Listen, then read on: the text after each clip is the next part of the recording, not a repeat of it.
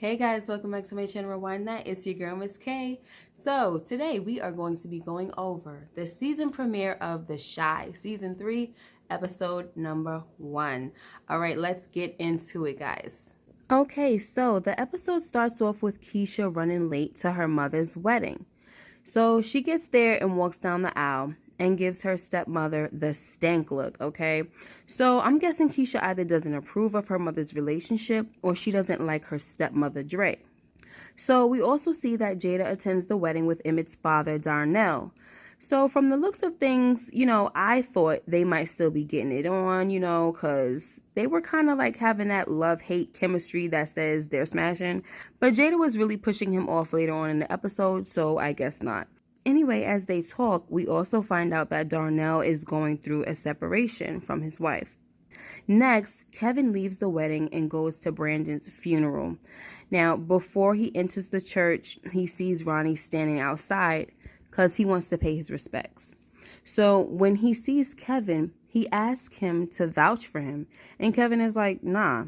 And besides, the last thing Brandon's mother wants to do while she's burying a second child is to see the man who killed the first child that died.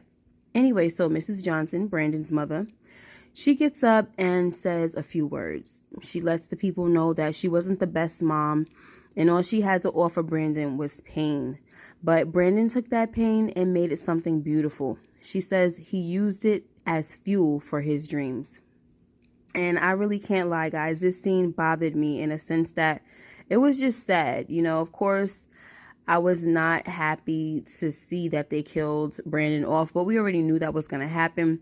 But it was just sad, seeing that it was official that our boy Brandon is gone, okay?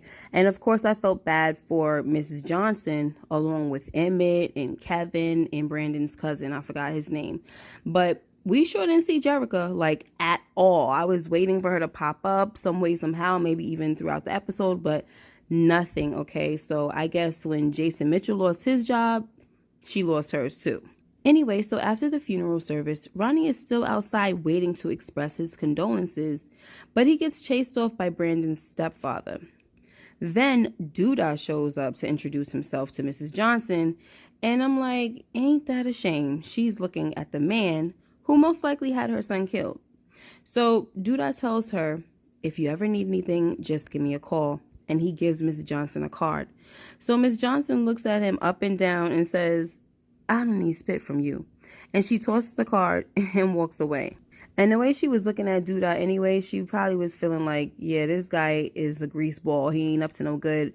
Plus, her husband knows that Duda is not the best type of dude, okay? Anyway, so Miss Johnson, she's obviously very angry right now, and rightfully so. When Emmett tries to say a few kind words to her and tell her that he's going to keep Brandon's business alive, she tells him that he should be trying to get the heck up out of Dodge because Chicago don't love nobody. Next, we see Jake's older brother watching Duda from afar, and he clearly knows some things about Duda and that he has custody of Jake. Next, Emmett tries to comfort Kevin and tells him that he's there for him. But Kevin says, you ain't Brandon. Emmett says, nigga, don't you think I know that? But Kevin quickly tells him not to say nigga because Brandon hated that word.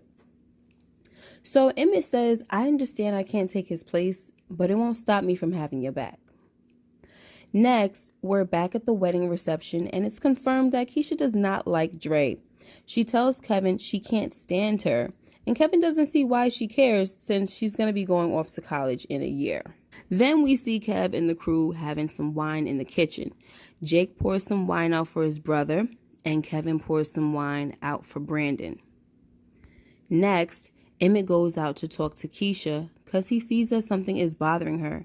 She tells him that she's not that excited to go away to school. Plus, she doesn't even care about track like that. She tells Emmett that she just wants to stay here. And Emmett is like, for what? And to do what? Work at CVS and get yourself pregnant? And Keisha's like, what's wrong with that? So Emmett says, look, you don't have to like track. Just use it to get yourself up out of here. He also tells her it's okay to be scared because he's scared too. Next, we see that Keisha's mother and Dre had to order pizza for the wedding guests because things weren't working out with Emmett's food. As you can see, it's a struggle without Brandon. Anyway, Keisha's mom, Nina, thanks Emmett for his dedication, pays him, and tells him to go home and get some rest. Next, we see Duda meet up with some guy who thought that Duda called the meeting, but Duda thought the guy called the meeting. Next thing you know, we see the guy getting shot in the head and drops down in front of Duda. And who shows up? Jake's older brother. He tells Duda that since the guy in the ground was still breathing, he's gonna just assume that Duda didn't know about them killing Reg. Duda says, well, I had my suspicions, but I had to be 100% sure.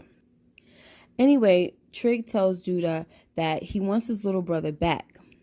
And Duda is like, when is the last time Jake even saw you? He probably couldn't even pick you out of a lineup. Anyway, your mother did the right thing by surrendering custody to me. So Trig says, no, the right thing to do would have been to call me. But Duda says, I offered, but Jake said you were dead.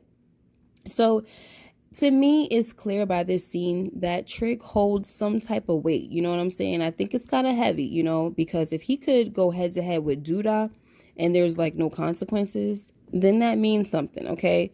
So I'm pretty sure we're going to find out more about him as we go along. It's also looking like Duda isn't too happy about Trig's return. And my only guess for this is that Trig's presence is a threat to Duda. Next, Emmett gets back home and he tells Tiff about his day.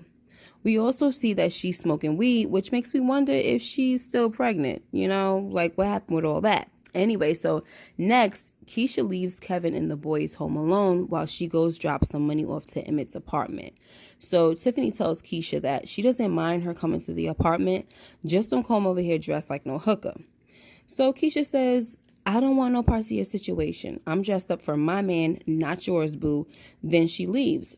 So Emmett is looking at Tiffany like, girl, why do you have to bring the drama? Just stop. I'm trying to work here. So Emmett goes after Keisha and tells her that she'll always have a place in his heart.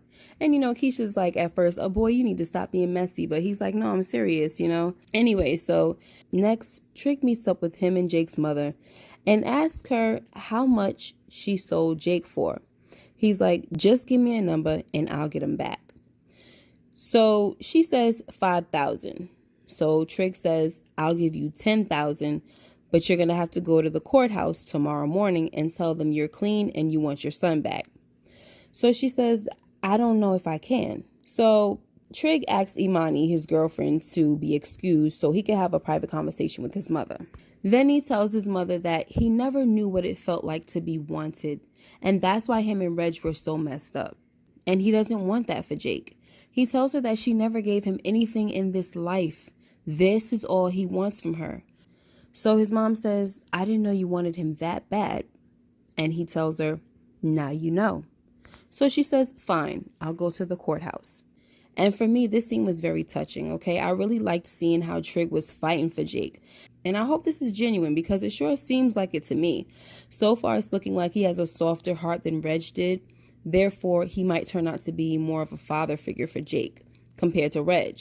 Reg was cool, but he was setting a terrible example for his little brother. Next, we see that Ronnie is still a lush trying to drown his sorrows and problems in alcohol. So he winds up leaving the bar after these two guys were trying to give him some encouragement, advice, and tell him to stop drinking. Next, Kev, Papa, and Jake see their lady guests to the door, and Papa really hits it off with Maisha. So the other boys want to know what Papa and Maisha did in the room, and Papa tells them that they talked on an intellectual level while he gave Maisha a foot massage. And let me tell you guys, I freaking love these characters, okay? I especially like hearing Papa drop his little knowledge and how different the responses are from Jake and Kev. Seeing the story and watching the story unfold through the kids' perspective is really cool. Anyway, so next we have Keisha waiting at a bus stop at night, and she's texting her man Nuck back and forth. Then Ronnie walks by with his drunk behind, and him and Keisha make eye contact.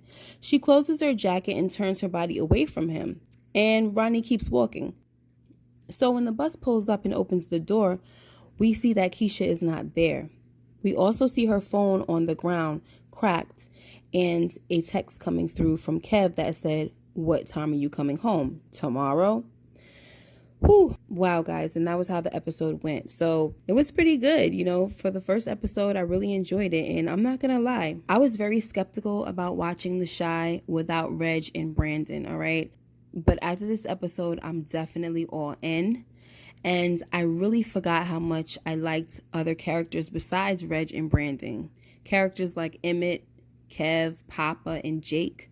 I even like Jada. So I'm excited to see what the rest of the season has in store. Anyway, let me know what you guys thought of this episode. As far as Keisha being snatched up, I don't think it was Ronnie who did it. I do believe that Keisha might have been able to fight off a clumsy drunk. But y'all let me know what you think. I think that whole scene with Ronnie going by was something to throw us off. And it was somebody who was much stronger and somebody that she didn't possibly see coming. But it's kind of weird because it's like you're in the bus stop and the glass is surrounding you. Who do you not see that's coming? You know what I mean? Anybody that had to come to her or approach her had to come head on, not from behind. So, you know what I mean? This is really weird. So we'll see what happens. Anyway, thank you guys for watching this video. If you haven't already, please hit the subscribe button. Make sure you like and comment. Share the video. Hit that notification bell so you know when I upload more videos like this one. I'll catch you guys next time. Be blessed. Bye-bye.